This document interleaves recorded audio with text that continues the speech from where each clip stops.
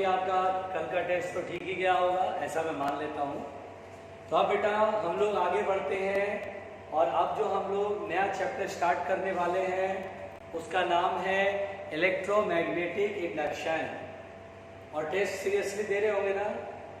ठीक है, test seriously देना। अब अगले टेस्ट में आएगा EMI, है ना? तो चलिए इलेक्ट्रोमैग्नेटिक इंडक्शन हम लोग स्टार्ट करते हैं। इलेक्ट्रोमैग्नेटिक इंडक्शन,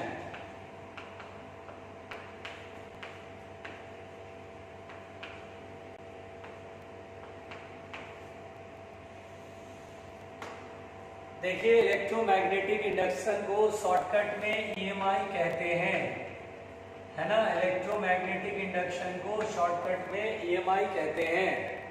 तो अब बेटा इलेक्ट्रोमैग्नेटिक इंडक्शन इंपॉर्टेंट है, बहुत स्कोरिंग है, बहुत सारे क्वेश्चंस पूछे जाते हैं, ठीक है?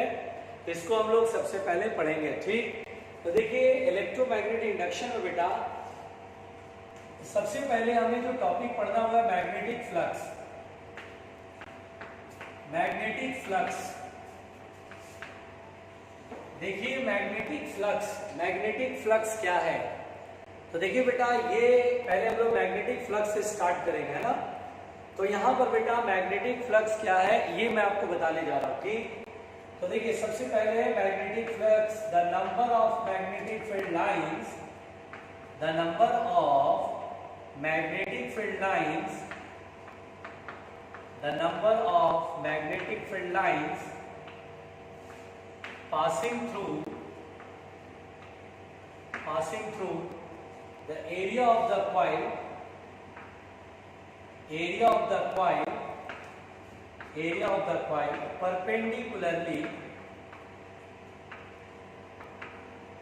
perpendicularly is called magnetic flux।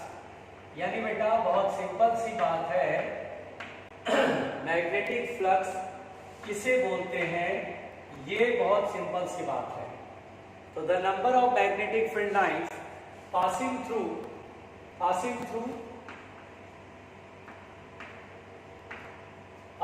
The area of coil, है ना, perpendicularly is called magnetic flux. यानी जैसे बेटा इलेक्ट्रिक फ्लक्स था कि number of electric field lines passing through the area of the coil, उसी तरह यहाँ पर है the number of magnetic field lines, यानी मैग्नेटिक फील्ड लाइन कॉइल के एरिया से जितनी फील्ड लाइंस परपेंडिकुलरली पास कर रही है that is called the magnetic flux.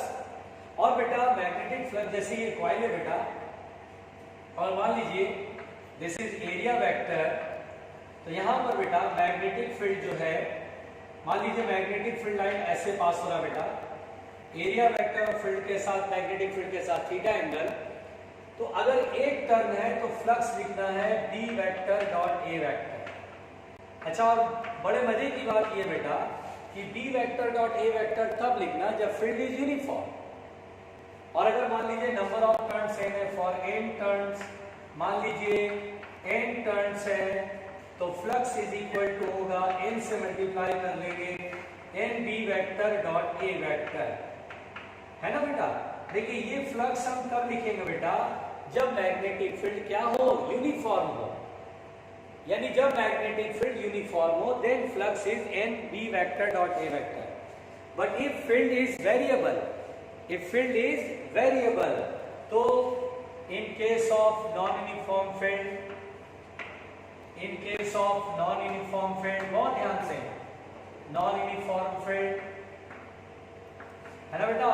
अगर मान लीजिए मैग्नेटिक फील्ड नॉन यूनिफॉर्म है तो इस केस में बेटा क्या होगा? मैग्नेटिक फ्लक्स, तो इस केस में इंटीग्रेशन का सहारा लेंगे। Yes, NB vector dot DA vector, यानी स्मॉल एरिया मानेंगे,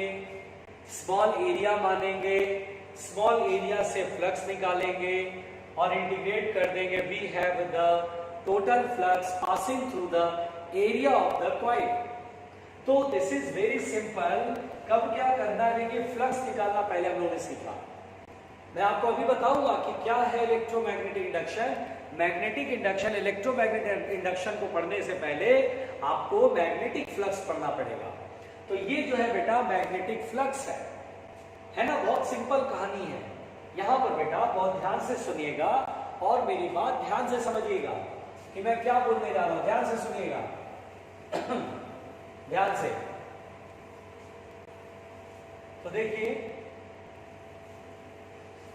यहां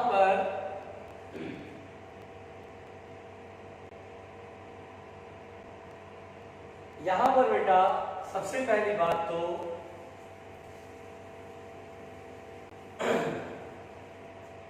यहां पर अब अगर मान लीजिए, बिल्कुल ध्यान से देखना, अगर आपसे कोई बोले ऐसा यूनिट ऑफ मैग्नेटिक फ्लक्स, ऐसा यूनिट ऑफ मैग्नेटिक फ्लक्स है ना बेटा, ऐसा यूनिट ऑफ मैग्नेटिक फ्लक्स, तो it is weber. Magnetic flux की ऐसा यूनिट क्या होती है? वेबर। WB से लिखते हैं, वेबर पढ़ेंगे है ना, वेबर को WB से लिख देते हैं। तो ऐसा unit of magnetic flux is weber. ठीक है, ये जो टेस्ला मीटर स्क्वायर है ना, इसी को वेबर कहा जाता है। Magnetic field into area tesla metre square, इसी को वेबर कहते हैं। उसके बाद बेटा ये बहुत साफ साफ क्लियर है कि अगर कॉइल ऐसे है, एरिया वेक्टर जिधर है उधर ही मैग्नेटिक फील्ड है, तो एंगल बीच का कितना है? 0। और अगर 0 है तो फ्लक्स हो जाएगा B इंटू ए, और अगर नंबर ऑफ टर्न्स n है तो n से मल्टीप्लाई कर लो, NBA cos 0 डिग्री 1। यहां पर बेटा एरिया वेक्टर और मैग्नेटिक फील्ड पैरेलल है, एंगल 0 डिग्री है, यानी मैग्नेटिक फील्ड लाइंस कॉइल के प्लेन के परपेंडिकुलर, और कॉइल के प्लेन के परपेंडिकुलर का मतलब हुआ एरिया वेक्टर के पैरेलल। उस केस में फ्लक्स NBA होगा। फिर बेटा ध्यान से देखिए, अगर ये कॉइल है और मैग्नेटिक फील्ड इधर की तरफ, एरिया वेक्टर ऐसे, सॉरी एरिया वेक्टर ये है एंड मैग्नेटिक फील्ड ऐसे है, ये क्या है? 90 डिग्री। जल्दी बताइए फ्लक्स क्या होगा? इस केस में फ्लक्स कितना लिखेंगे? तो हम बोलेंगे जब भी मैग्नेटिक फील्ड लाइंस कॉइल के प्लेन में हो, कॉइल के प्लेन के पैरेलल हो, एरिया के पैरेलल हो, है ना, तो एरिया वेक्टर का परपेंडिकुलर हो गया, तो फ्लक्स इज 0। यस, तो फाई इज इक्वल टू हो गया BA cos 90 degree and cos 90 degree 0, तो फ्लक्स इज 0। यहां पर हम बेटा बोलेंगे फ्लक्स 0 है। फिर सुनना, समझना ध्यान से बेटा, ईमानदारी से सीखते रहना। अगर मैंने आपसे कहा मान लीजिए बेटा ये कॉइल है और एरिया वेक्टर ये है, ठीक है बेटा, और यहां पर मैग्नेटिक फील्ड है, 180 डिग्री का एंगल है, तो फ्लक्स इज इक्वल टू होगा cos 180 degree, that is minus NBA। जल्दी से लिखिएगा बेटा।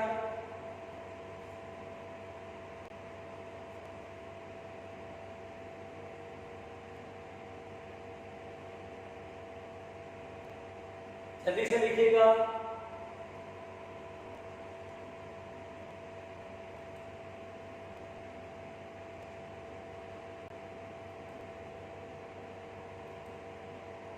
एक मिनट रुक रहा हूं, जल्दी से लिख लीजिएगा।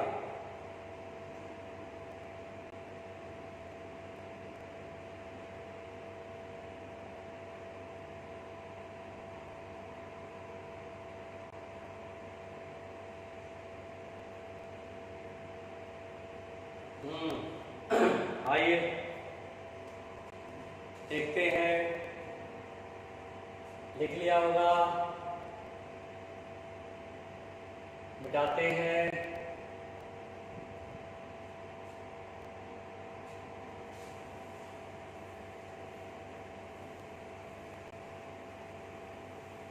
जल्दी जल्दी लिखिए, जल्दी जल्दी।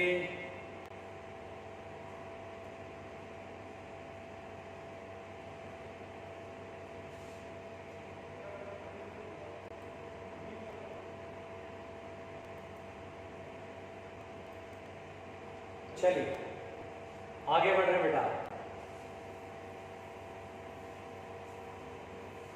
यहां पर बहुत ध्यान से सुनिएगा। तो अब यहां पर मैग्नेटिक फ्लक्स का हमें थोड़ा आइडिया लगा। अब जैसे मान लीजिए बेटा, एज फॉर एग्जाम्पल अगर मुझसे क्वेश्चन कहे, लेट अस सपोज कि एक लॉन्ग वायर है, लेट अस सपोज ये लॉन्ग वायर में करंट फ्लो रहा है, और बगल में मान लीजिए लेट अस सपोज एक कॉइल है स्क्वायर शेप का, और इसी प्लेन में, जिस प्लेन में ये वायर है उसी प्लेन में ये स्क्वायर है ना। ABCD एक स्क्वायर है जिसका साइड A है, स्क्वायर शेप का कॉइल है, और ये डिस्टेंस मान लीजिए R है। ठीक है बेटा, ये स्क्वायर है साइड A। अगर मुझसे कहेगा find the flux passing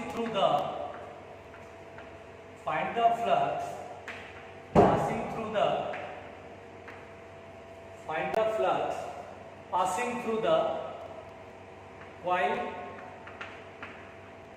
of a square shape,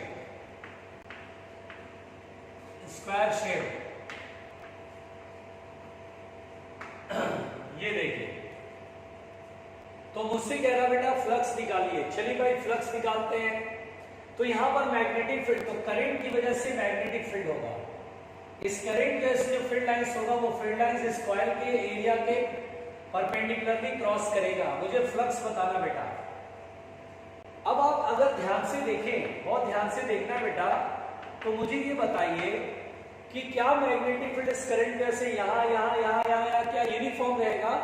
तो नहीं, इस स्क्वायर के एरिया से फील्ड हर जगह डिफरेंट है, और मुझसे कह रहा फ्लक्स कैलकुलेट करने को। तो कॉन्सेप्ट कहता है कि आप एक छोटा सा एरिया मानिए ऐसे, ये देखिए बेटा, मैं मानूंगा x डिस्टेंस पर ये एक dx थिकनेस का ये स्ट्रिप मानूंगा। इस दौरान मनिए मैं सोचूंगा कि इसकी वजह से जो मैग्नेटिक फील्ड है इस छोटे से स्ट्रिप में, छोटे से एरिया में हर जगह फील्ड यूनिफॉर्म है। यानी बेटा इस छोटे से एरिया से हम सोचेंगे फील्ड हर जगह यूनिफॉर्म है, तो इस छोटे से एरिया से जो फ्लक्स होगा वो d फाई बराबर होगा b इंटू ए। तो मैग्नेटिक फील्ड यहाँ पर b इंटू एरिया कितना होगा बेटा? तो लेंथ इंटू विड्थ, ये a है लेंथ और विड्थ है dx, तो एरिया होगा a इंटू dx। अब यहाँ पर मैग्नेटिक फील्ड जो होगा वो म्यू नॉट आई अपॉन, याद करिए लॉन्ग वायर से मैग्नेटिक फील्ड, मैंने पढ़ाया था बेटा कि मैग्नेटिक फील्ड होता है mu naught I upon 2 pi are.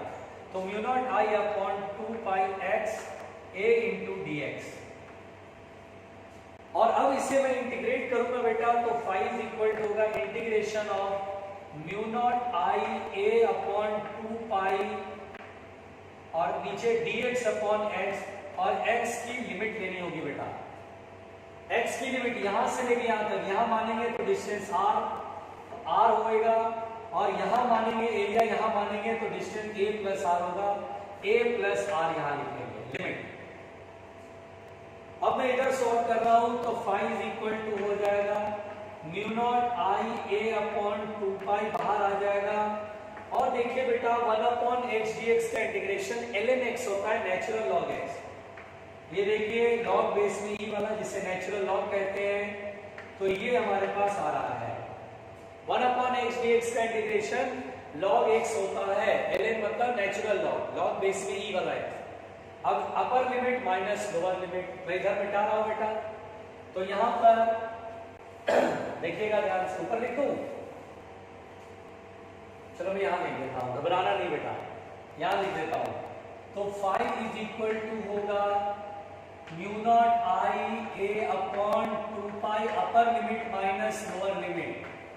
Upper limit क्या है? a प्लस आर, तो a प्लस आर लिखेंगे, फिर माइनस ln लेंगे, और लोअर लिमिट क्या है? r, और log m minus log n होता है log m बाई n। तो फाइनल आंसर आएगा mu naught I a upon 2 pi log upper limit minus lower limit, that is a plus r upon r।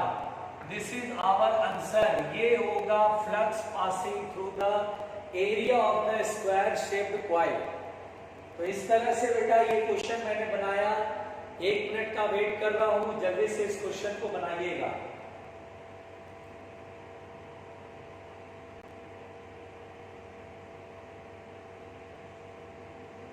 जल्दी से बेटा, किसी को कोई भी दिक्कत है मुझे मैसेज करेंगे।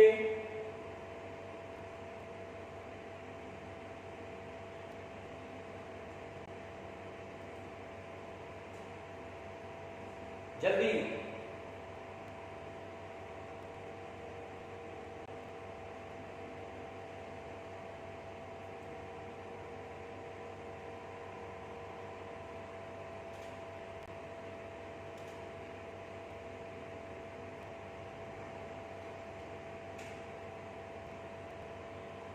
कोई भी प्रॉब्लम कहीं पर हो बताना बेटा। ये देखिए मैंने लिखा है मैसेज और कंफ्यूजन। आप कंफ्यूजन जो आपका वो मुझे मैसेज करिए जल्दी से बेटा प्लीज, है ना, जल्दी से।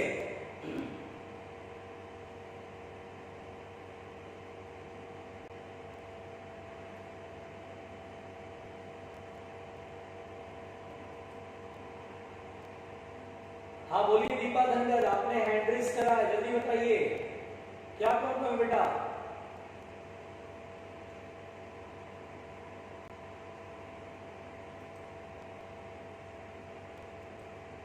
तो प्रॉब्लम नहीं है किसी को, मिटा रहे इसको, चलो।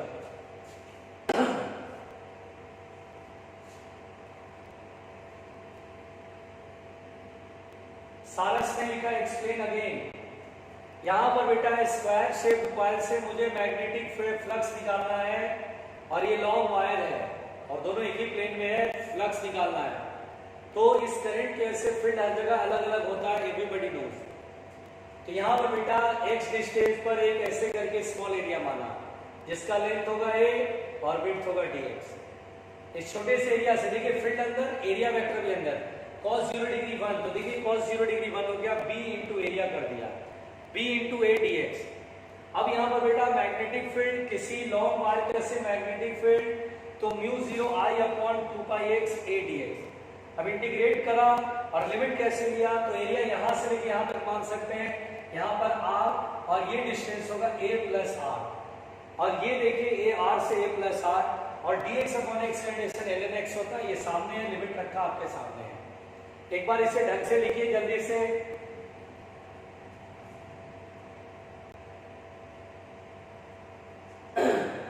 देखो रशिका वर्मा, देखिए एरिया बेटा यहां से लेके यहां तक है ना, तो यहां पर एरिया मानेंगे तो लिमिट क्या आएगा बताओ ना, यहां से डिस्टेंस कितना होगा r, और यहां मानेंगे तो डिस्टेंस कितना होगा, बुद्धि लगाओ, a plus r, a plus r लिखा, lower limit is r, upper limit is r, a plus r। जल्दी बताओ इस क्वेश्चन को,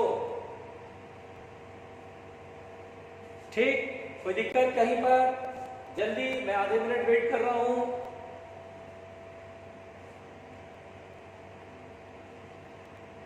तो प्रॉब्लम, चलिए आगे बढ़ रहे बेटा। अब आइए देखते हैं बेटा बहुत ध्यान से, ईमानदारी से देखिए, ध्यान से देखिएगा प्लीज, ध्यान से देखिएगा प्लीज। अब यहां पर बेटा मैं ये कहना चाहता हूं,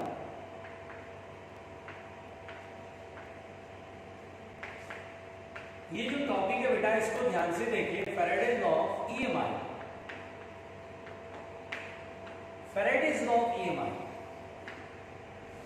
तो देखिए इलेक्ट्रोमैग्नेटिक इंडक्शन तो बेटा सबसे पहले फैराडे ने ही देखा था, फैराडे ने ही खोजा था, जिसे बोलते हैं Faraday's law of EMI. Faraday's law of EMI बहुत इंपॉर्टेंट है बेटा, फैराडेज लॉ ऑफ ईएमआई पर ही न्यूमेरिकल मिलते हैं। फैराडेज लॉ ऑफ ईएमआई बहुत सारे न्यूमेरिकल मिलेंगे आपको ईएमआई में, ये एक बहुत जरूरी चीज है, आप इसे आप कह सकते हैं इसके बिना ईएमआई पॉसिबल नहीं है। ईएमआई के कॉन्सेप्ट पढ़ना, आगे बहुत सारी चीजें आप पढ़ ही नहीं पाएंगे ईएमआई के, क्योंकि ईएमआई जो हो रहा है वो फैराडेज लॉ के अकॉर्डिंगली हो रहा है। फैराडे ने अपना लॉ क्या दिया ये सुनिएगा ध्यान से। पहली बात तो मैं आपको ये बताना चाहता हूं कि फैराडे के साथ हुआ क्या, जैसे एक दिन की बात है, फैराडे को नहीं पता था कि आज मैं कुछ बहुत बड़ी चीज दुनिया को दूंगा, नहीं पता था उसे। तो आज वो जैसे अपने जहां पर रिसर्च करते थे, जो अपना लेबोरेटरी था उनके, उसकी तरफ वो जा रहे थे। वो किसी और चीज पर काम कर रहे थे और उन्हें कुछ और मिल गया, एक्सीडेंटली उन्हें ये चीज मिल गया। हुआ क्या बेटा कि उन्होंने एक कॉइल लिया, बिल्कुल ध्यान से देखना, एक कॉइल लिया और एक कॉइल में एक हाईली सेंसिटिव गैल्वेनोमीटर लगा दिया जिसकी सेंसिटिविटी हाई है, और किसी काम के दौरान यहां पर एक मैग्नेट है बेटा। मान लीजिए मैग्नेट का नॉर्थ इधर है, साउथ इधर है, ये मैग्नेट है।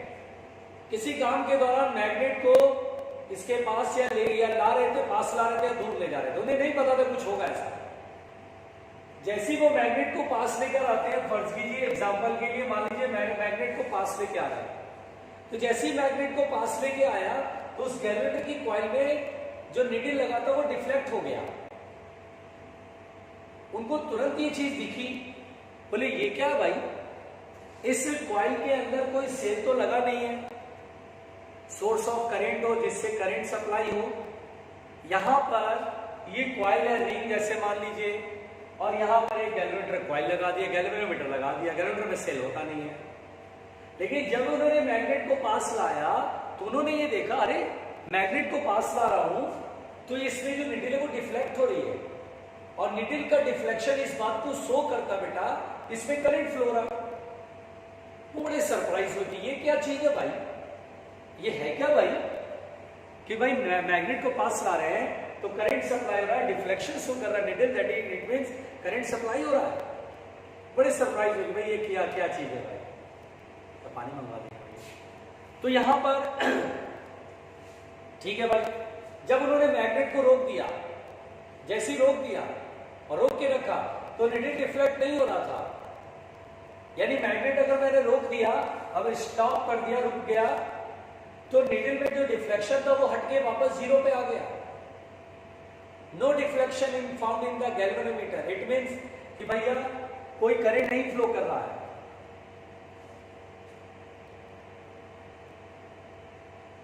वो पहले का वो नमन ने मैग्नेटिज्म का बोला था ना, तो सर वॉइस लैग हो रहा है। ये नमन ने पहले का जो शनिवार को हुआ नहीं था, चैट नहीं आ रहा था, तो मैंने का सकता है उसी में। अब यहाँ पर बेटा रिपीट मैंने कर दिया। अब देखिए ध्यान से, तो जब मैग्नेट को इधर लेके आ रहे थे तब तक तो सुई डिफ्लेक्ट हो रही थी, इसमें जो निडल है वो डिफ्लेक्ट हो रहा था, galvanometer show some current flowing through it. अगर मैंने मैग्नेट को रोक दिया तो यहाँ पर कोई करंट नहीं है, मतलब निडल डिफ्लेक्शन शो नहीं कर रहा। बेटा मेरी बात ध्यान से सुनिएगा।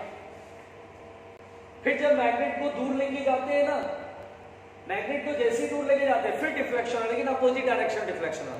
मान लो आपकी बार इधर हो रहा था, आप इधर लेके दूर लेके जा रहे हैं तो उधर की तरफ डिफ्लेक्ट हो रहा है, लेटेस्ट सपोज। तो बोले यार दूर लेके जा रहे हो फिर करंट फ्लो हो रहा है, लेकिन करंट उल्टे डायरेक्शन फ्लो हो रहा है, पहले ऐसे फ्लो रहा था ऐसे फ्लो हो रहा है। बोला यार देखो ना, मतलब फैराडे बड़ा सरप्राइज हुआ इस चीज को, फैराडे बोले यार बड़ा सही चीज ढूंढा यार। मैग्नेट इधर ला रहे हैं तो डिफ्लेक्शन हो रहा है, इधर लेके जा रहे हैं तो डिफ्लेक्शन हो रहा है, रोक दे रहे हैं तो डिफ्लेक्शन नहीं हो रहा, मतलब करंट फ्लो होता है। जब मैग्नेट पास ला रहे तो करंट फ्लो होता है, दूर ले जा रहे तो करंट फ्लो होता है। बेटा देखिए नॉर्थ से ऐसे फील्ड लाइन निकलती है, नहीं निकलती है, पढ़ा था ना मैग्नेट के नॉर्थ से फील्ड लाइन निकलती है। ये फील्ड लाइन देखिए कॉइल के एरिया से पास करेगा, कुछ फील्ड लाइंस कॉइल के एरिया के बाहर से जाएगा, है ना। ये देखिए कॉइल के एरिया से पास कर रहा है बहुत आराम से, ये कॉइल के एरिया से बाहर से जा रहा है। तो यहाँ पर बेटा इससे जो फील्ड लाइंस निकल रही है बेटा वो कॉइल के एरिया से पास हो रही है। कुछ फील्ड लाइन तो कॉइल के एरिया से पास हो रहा है ना, कुछ फील्ड लाइन कॉइल के एरिया से बाहर से जा रहा है। तो we get some magnetic flux passing through the area of the coil. यहाँ पर बेटा हमें कॉइल के एरिया से मैग्नेटिक फ्लक्स मिल रहा है। अभी पढ़ा कि मैग्नेटिक फ्लक्स का मतलब है कॉइल के एरिया से फील्ड लाइन पास करना। तो यहाँ पर हम बोलेंगे कॉइल के एरिया से फ्लक्स पास हो रहा है।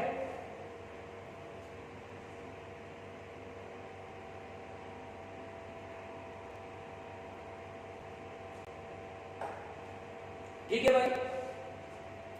अगर मैग्नेट रुका हुआ है, कहीं जा नहीं रहा है, कॉइल को भी कहीं नहीं ले जा रहे, कॉइल को फिक्स कर लो, कॉइल को भी कहीं नहीं ले जाना है। अब ये मैग्नेट यहाँ रुका हुआ है तो इससे कॉइल के एरिया से जो फ्लक्स है वो कांस्टेंट है। लेकिन जैसे ही मैग्नेट को पास लेकर आते हैं बेटा, पास लेकर आ रहे हैं, moving towards the coil, magnet को कॉइल की तरफ लेके इधर आ रहे हैं, जैसे ही आते बेटा तो जो फील्ड लाइंस इससे बाहर था वो अब इसके एरिया से पास करने लगेगा, यानी we get magnetic flux passing through the area of the coil increasing. पास लाने पर मैग्नेटिक फील्ड लाइन ज्यादा पार करेगा, यानी फ्लक्स इंक्रीज करेगा, और जैसे ही फ्लक्स इंक्रीज कर रहा है तो गैल्वेनोमीटर में डिफ्लेक्शन यानी करंट फ्लो हो रहा है इसमें। अच्छा, और जब मैग्नेट को हम दूर लेके जाते हैं, the magnet is moving away from the coil, जब दूर लेके जाएंगे तो फ्लक्स घटेगा बेटा, फील्ड लाइन सब और हम बाहर से जाने लगेगा, कम फील्ड लाइन जाने लगेगी, और जब फील्ड फ्लक्स घटता है तो भी करंट डिफ्लेक्शन शो करता है, नहीं करंट फ्लो होता है। तो इसका मतलब जब किसी कॉइल की एरिया से फ्लक्स चेंज होता है, ध्यान से सुनिएगा, जब किसी कॉइल की एरिया से फ्लक्स में चेंज होता है तो उसमें करंट एंड ईएमएफ प्रोड्यूस होता है। जब भी देखिए पास आ रहे हैं फ्लक्स बढ़ेगा, करंट इसमें फ्लो करेगा, दूर ले जाएंगे फ्लक्स घटेगा, फिर करंट इंड्यूस करेगा, करंट फ्लो करेगा। तो इस घटना को ईएमआई बोलते हैं, यानी इलेक्ट्रोमैग्नेटिक इंडक्शन का मतलब होता है कि when flux passing through the coil, when magnetic flux passing through the coil changes, magnet को पास या दूर ले जाने से क्या चेंज हो रहा बेटा, magnetic flux. When magnetic flux passing through the area of the coil changes, then current and EMF produced in the coil, इस कॉइल में बेटा करंट और EMF एस्टैब्लिश होता है, प्रोड्यूस होता है, इस घटना को बोलते हैं इलेक्ट्रोमैग्नेटिक इंडक्शन। और जो करंट और EMF एस्टैब्लिश जो होता है, प्रोड्यूस जो होता है, उसे हम बोलते हैं इंड्यूस्ड करंट और इंड्यूस्ड EMF। सिंपल सी कहानी है, आई बात समझ में? अभी लिख देता हूं, देखो बिल्कुल ध्यान से सुनना। when magnetic flux associated with the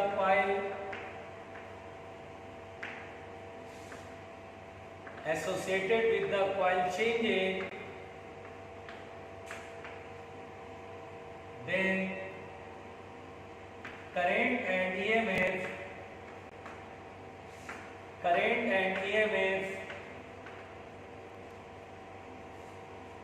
produces in the coil, establishes in the coil, establish in the coil, coil में करंट और EMF एस्टैब्लिश होता है। This event is called, या this phenomenon is called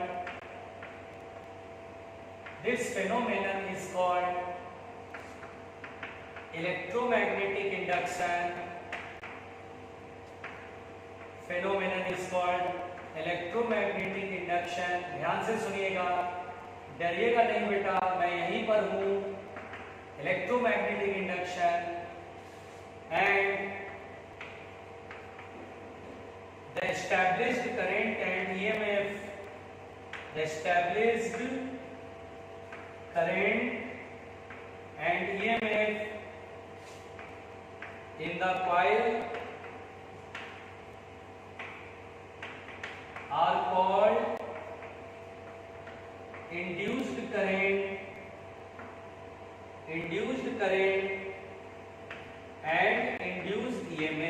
and induced EMF। देखिए कितनी simple सी बात पहले मैंने लिखा,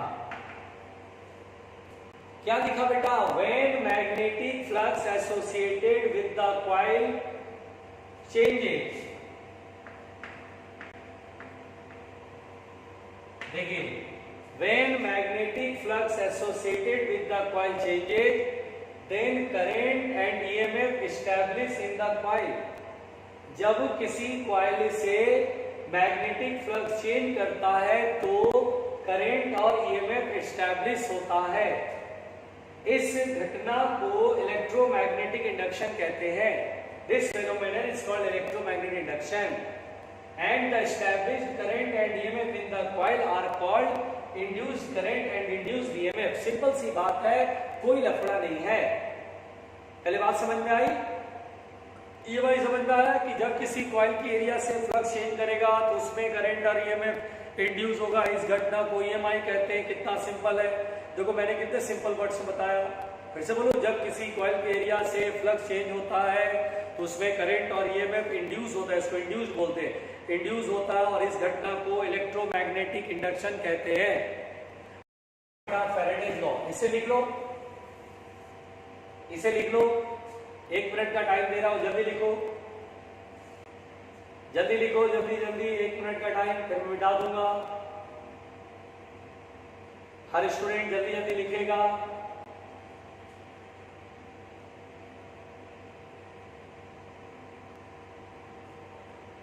बिल्कुल बेटा, अगर मैं इस मैग्नेट का साउथ पोल भी लाऊं तो भी करंट एस्टैब्लिश होगा बेटा।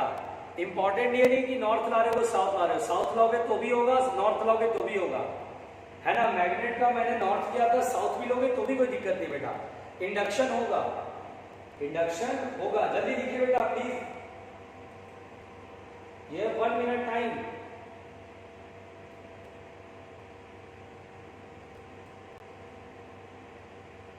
जल्दी प्लीज, चलिए आइए, अब मैं इसे मिटा रहा हूं बेटा।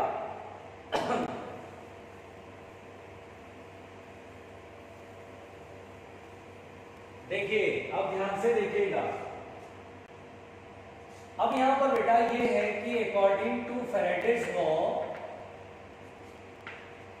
According to Faraday's law, Faraday का लॉ क्या है बेटा, ये समझना।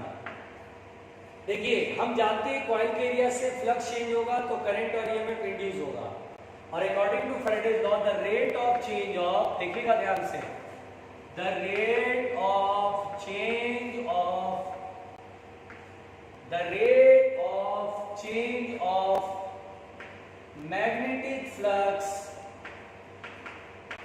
change of magnetic flux associated with the coil, associated with the coil, देखिएगा, the rate of change of magnetic flux associated with the coil is equal to the induced EMF in the coil। बहुत important बात है बेटा, is equal to the induced EMF in the coil। यानी बेटा coil में जो induced EMF है उसके बराबर होता है। This is Faraday law. Faraday का जो नियम है वो ये बेटा, ये तो जानते हैं, फैराडे ने जो खोजा था ईएमआई वो तो समझ में आ गया। फैराडे ने जो लॉ दिया वो इंपॉर्टेंट है कि the rate of change of magnetic flux associated with the coil is equal to the induced EMF in the coil. यानी जिस रेट से मैग्नेटिक फ्लक्स चेंज करेगा वो इक्वल टू इंड्यूस्ड ईएमएफ के बराबर होगा। दैट इज ई बराबर होगा बेटा d phi by d t. अगर ये फाई फ्लक्स है, d phi the change in flux per unit time, that is called rate. Rate का मतलब क्या होता है, पर यूनिट टाइम। मान लीजिए किसी कॉइल के एरिया से फ्लक्स में चेंज डी फाई हुआ इन टाइम डी टी, तो d phi by d t is the rate of change of flux, और आगे माइनस लगाना बेटा। ये देखिए induced EMF is equal to होता है minus d phi by d t. आप बोलेंगे सर माइनस क्या है, तो माइनस दरअसल बेटा पहले तो ई बराबर मैग्नीट्यूड होगा कि जिस रेट से फ्लक्स चेंज करेगा वही इंड्यूस्ड ईएमएफ के बराबर होगा।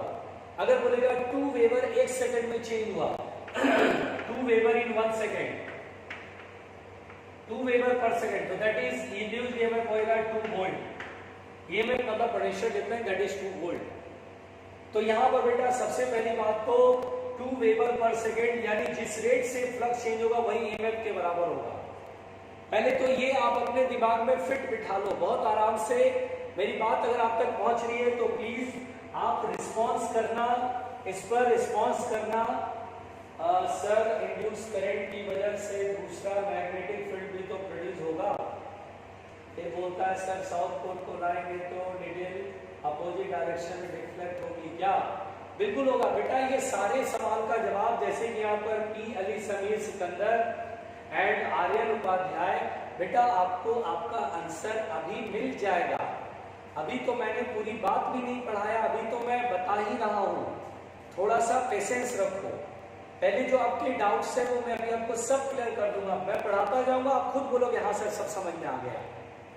पहले चीजों को समझो, जो मैं समझा रहा हूं उसको समझने की कोशिश करो, ठीक है ना। अभी सब समझ में आ जाएगा, परेशान मत होना।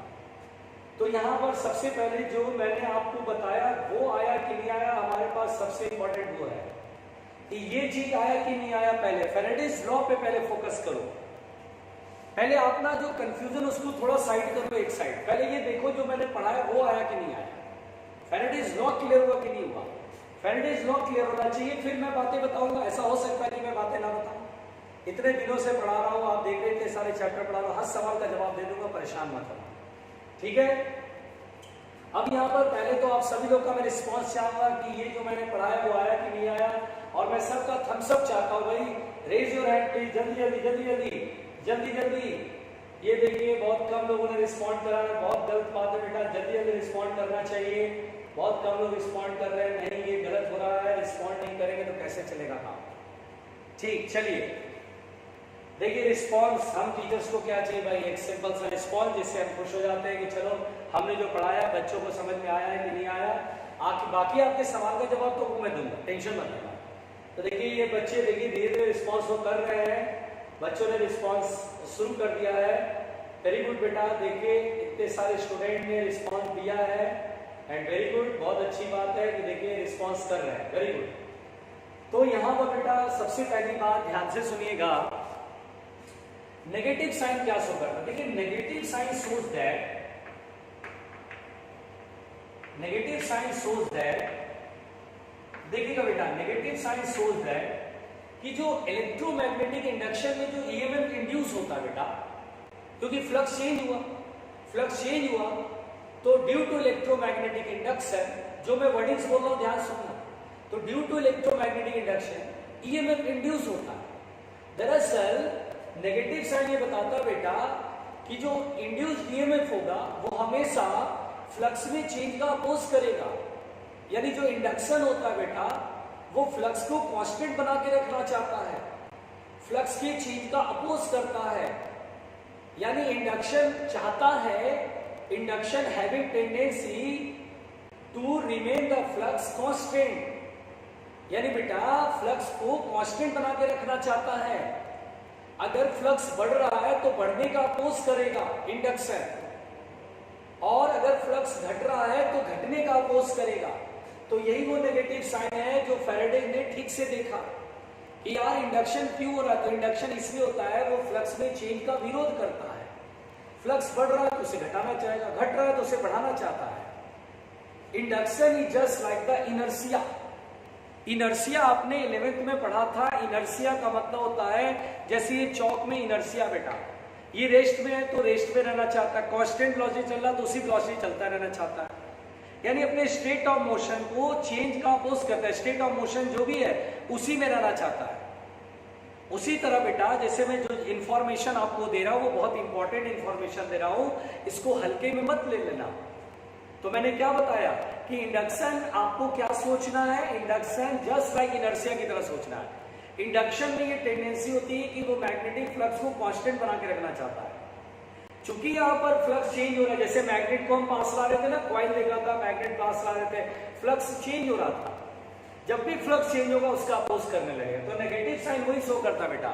Negative sign shows that induction always opposes the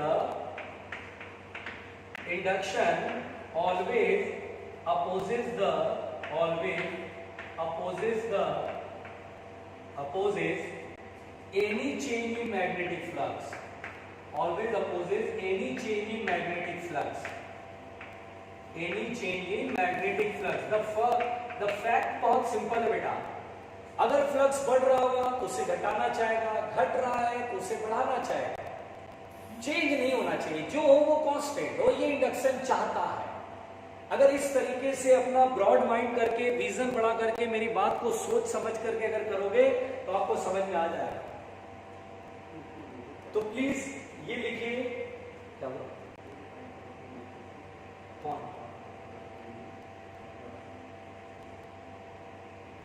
आकाश भास्कर, आपको अगर कोई मैसेज करना है बेटा, आकाश भास्कर आपको कोई कंफ्यूजन है तो प्लीज मैसेज भी बेटा।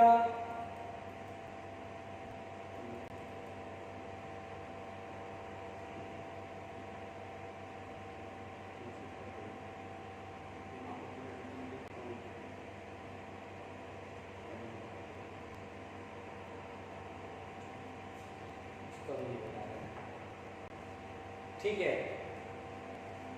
आकाश Bhaskar, you have to ask any question. ये ऐश्वर्या सिंगल मुझे सर ये नेगेटिव साइन का दोबारा बताइए।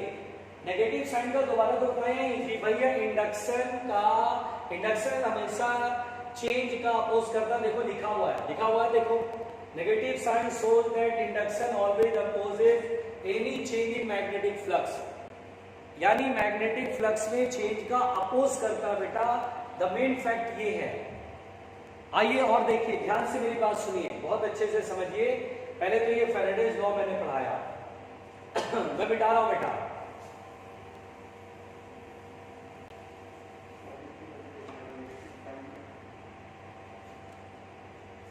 बेटा ठीक से वीडियो देखो अभी बताया मैंने।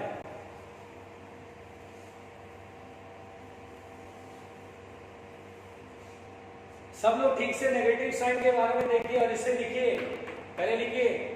और अभी छोटी छोटी बातें हो सकती, कंफ्यूजन हो, और वो धीरे धीरे आपको इस चैप्टर में आप खुद मैच्योर हो जाओगे, समझने लगोगे चीजों को।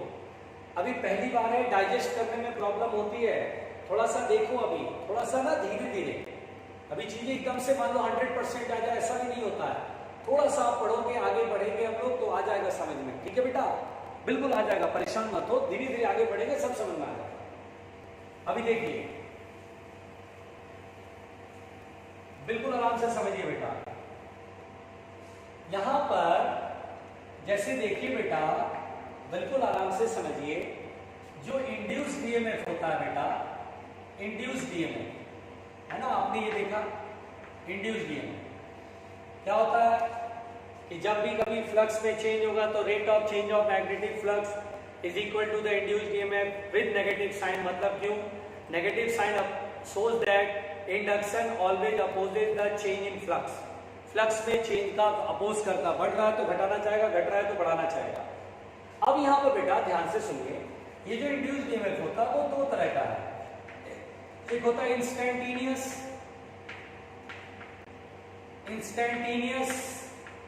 इंड्यूस डीएमएफ, और एक होता है average induce DMF.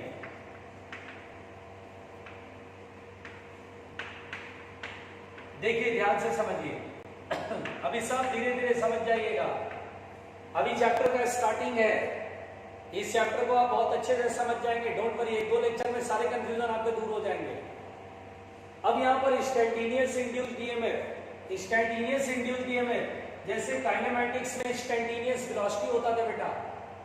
Instantaneous velocity कैसे निकालते थे? डिफरेंशिएशन करके ds/dt। उसी तरह कभी भी इंस्टेंटेनियस इंड्यूस डीएमएफ पूछे तो माइनस के d∅/dt, यानी बेटा फ्लक्स का डिफरेंशिएशन कर देना टाइम के रिस्पेक्ट में। अगर आपको मेरी आवाज सुनाई दे रही है तो आप जरूर मेरे को रिस्पॉन्ड करना कि अगर कभी भी इंस्टेंटेनियस का मतलब क्या होता है? Induce DMF at any time, किसी टाइम पर इंड्यूस डीएमएफ पूछेगा तो यहां पर बेटा माइनस d∅/dt करना है, यानी differentiation of phi with respect to d, फिर आगे माइनस लगा देना, this is the induce EMF. फिर यहां पर बेटा एवरेज इंड्यूस डीएमएफ रहेगा, तो यहां पर आपको लिखना है एवरेज इंड्यूस डीएमएफ, आपको लिखना है the total change in magnetic flux upon total time taken, this is the average induce DMF. This is instantaneous, differentiation करके निकालना है, and this is average change in flux, total change in flux upon total time. जैसे हम लोग kinematics में average velocity या average speed पढ़ते थे, total change upon total time taken. Total change कैसे निकालें? Initial flux, final flux, subtraction, total change आ जाता है। टोटल चेंज कैसे निकालेंगे? मैं फिर से बोला, इनिशियल फ्लक्स कैलकुलेट करो, फाइनल फ्लक्स कैलकुलेट करो, उनको सब्ट्रैक्ट करो, चेंज इन फ्लक्स जितना टाइम लगाओ लिख लो, इंड्यूस डीएमएफ एवरेज वाला आ जाएगा। ध्यान से समझो।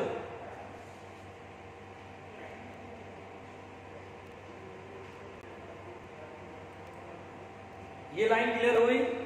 सबसे ज्यादा जरूरी है कि ये लाइन क्लियर होना चाहिए। इंस्टेंटेनियस कैसे करोगे बेटा? डिफरेंशिएट करके। और एवरेज कैसे करोगे? चेंज इन फ्लक्स, इनिशियल और फाइनल सब्ट्रैक्ट करके। अब ये क्वेश्चन भी करा देता हूं, देखो देखो मैं एक क्वेश्चन कराता हूं। देखिए बेटा, अगर यहां पर क्वेश्चन कहा, बिल्कुल ध्यान से देखना,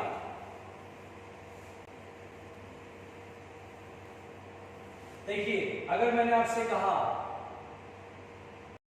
link with the area of coil is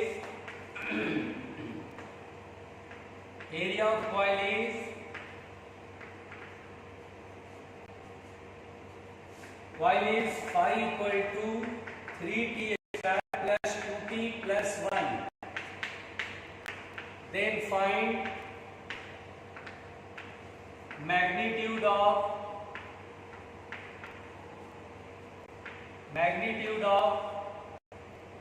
induced EMF t equal to 2 second. इस क्वेश्चन को देखिए, देखो बेटा, ये फ्लक्स है और हमसे बोला मैग्नीट्यूड ऑफ इंड्यूस्ड ईएमएफ बताइए in the coil at 2 second. देखिए टाइम के साथ फ्लक्स बदल रहा है, टाइम 1 सेकेंड फ्लक्स कुछ और, टाइम 2 सेकेंड फ्लक्स कुछ और। Flux is varying with time, flux time के साथ, और जब भी फ्लक्स वेरी करेगा तो ईएमएफ इंड्यूस होगा। अब यहां पर लिखा एट का मतलब होता है instantaneous, at 2 second, at 3 second, मतलब किसी टाइम पर, और किसी टाइम पर का मतलब होता है इंस्टेंटेनियस इंड्यूस्ड ईएमएफ, ना कि एवरेज, इंस्टेंटेनियस इंड्यूस्ड ईएमएफ। तो यहां पर बेटा हम इसको डिफरेंशिएट करेंगे, माइनस d∅dt, यानी हम फ्लक्स को टाइम के रिस्पेक्ट में डिफरेंशिएट करेंगे। आइए डिफरेंशिएट करें, तो 3t स्क्वायर 2 आ गया, 3 और इंटू 2 6t, 2 की और t की पावर 2 माइनस 1 1 प्लस 2 t का डिफरेंशिएशन 1। अब एट 2 सेकेंड कहना बेटा, तो 2 रखेंगे आप, तो देखिए 6 इंटू 2 प्लस 2,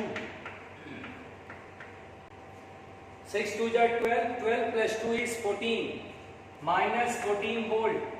माइनस साइन क्या बताता है कि इंड्यूस्ड ईएमएफ इस तरह से होगा कि वो चेन इन फ्लक्स का अपोज करेगा। मुझसे क्या बोला है, मैग्नीट्यूड बताना है, तो मैग्नीट्यूड में यहां पर बेटा 14 वोल्ट आंसर देंगे। नेगेटिव साइन डायरेक्शन को शो करेगा कि ईएमएफ इस तरह से इंड्यूस कर रहा है कि वो चेन इन फ्लक्स का अपोज करेगा।